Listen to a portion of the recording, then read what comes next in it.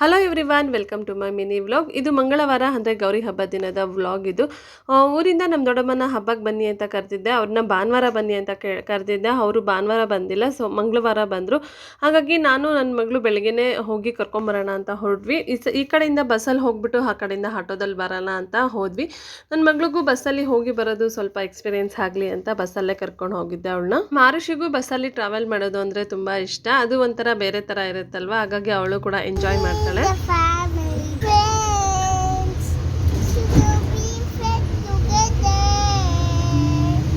ನಾವು ಇಲ್ಲಿಂದ ಹೋಗೋ ಅಷ್ಟರಲ್ಲಿ ನಮ್ಮ ದೊಡ್ಡಮ್ಮ ಕೂಡ ಬಂದಿದ್ರು. ಅಲ್ಲಿಂದ ಆಟೋ ಹೊತ್ಕೊಂಡು ನಮ್ಮ ಮನೆ ಕಡೆ ಬಂದ್ವಿ.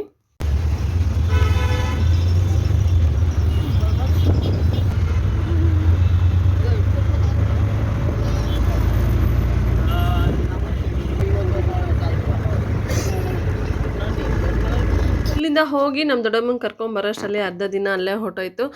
ನಾನು ಹಾಗೆ ನಮ್ಮ ಆರುಷಿಗೆ ಒಂದು ಡ್ರೆಸ್ ಹೊಲೆನ ಅಂತ ಅಂದ್ಕೊಂಡಿದ್ದೆ. ನಂದು ಒಂದು ಸ್ಯಾರಿ ಇತ್ತು, ಅದರಲ್ಲಿ ಒಂದು ಲಂಗ ಬ್ಲೌಸ್ ಹೊಲೆನ ಅಂತ ಅಂದ್ಕೊಂಡಿದ್ದೆ ಹಬ್ಬಕ್ಕೆ ಅಂತ. ಹೊಲಕ್ಕೆ ಆಗಿರಲಿಲ್ಲ. ಹಾಗಾಗಿ ನಮ್ಮ ದೊಡ್ಡಮ್ಮನೆಲ್ಲ ಕರ್ಕೊಬಂದು ಅಡುಗೆ ಎಲ್ಲ ಮಾಡಿ ಊಟ ಎಲ್ಲ ತಿಂದಿದ್ದಾದಮೇಲೆ ಆರುಷಿ ಡ್ರೆಸ್ ಕೂಡ ಸ್ಟಿಚ್ ಮಾಡಿ ಎತ್ತಿಟ್ಬಿಡೋಣ ಅಂತ ಹೇಳಿ ಸ್ಟಿಚ್ ಮಾಡ್ಕೊಳ್ತಾ ಇದ್ದೆ.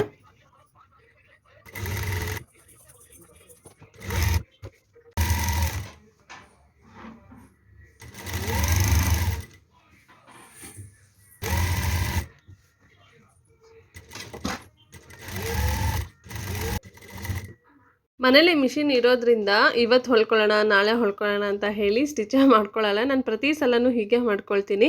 ಲಾಸ್ಟ್ ಮೂಮೆಂಟಲ್ಲಿ ಸ್ಟಿಚ್ ಮಾಡ್ಕೊಳ್ಳೋಕೆ ಹೋಗ್ತೀನಿ. ಏನು ಮಾಡೋಕ್ಕಲ್ಲ, ಅದೊಂದು ಹ್ಯಾಬಿಟ್ ಚೇಂಜ್ ಮಾಡ್ಕೊಬೇಕು ಅಂತ ಅಂದ್ಕೊಂಡಿದ್ದೀನಿ ನಾನು. ಏನಾದರೂ ಫಸ್ಟೇ ಎಲ್ಲ ಪ್ರಿಪೇರ್ ಮಾಡಿ ಇಟ್ಕೊಬೇಕು ಅಂತ. ಏನು ಮಾಡೋದು ಒಂದೊಂದು ಸಲ ಹೀಗಾಗುತ್ತೆ. ಹಾಗಾಗಿ ಸ್ಟಿಚಿಂಗ್ ಕೆಲಸ ಎಲ್ಲ ಮುಗಿಸಿದಾದ್ಮೇಲೆ ಮನೆ ಹತ್ರನೇ ಹೂ ಕೂಡ ಬಂದಿತ್ತು. ಅದನ್ನ ತೊಗೊಂಡು ಎಲ್ಲ ಕಟ್ಟಿ ಎತ್ತಿಟ್ಬಿಡೋಣ ಅಂತ ಹೇಳಿ ಹೂನೆಲ್ಲ ಕಟ್ಟಿ ಎತ್ತಿಟ್ಕೊಂಡೆ.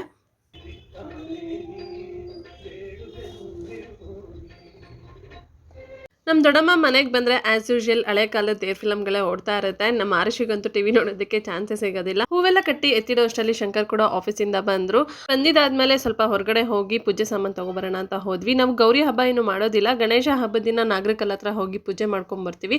ಅದಕ್ಕೆ ನಾಗರ ಪೂಜೆಗೆ ಅಂತಲೇ ಸಪ್ರೇಟ್ ಸಾಮಾನು ಸಿಗುತ್ತೆ, ಅದನ್ನು ತೊಗೊಂಡ್ಬರೋಣ ಅಂತ ಹೋಗಿದ್ವಿ. ಇದಿಷ್ಟು ಇವತ್ತಿನ ಮಿನಿ ವ್ಲಾಗ್. Thank you.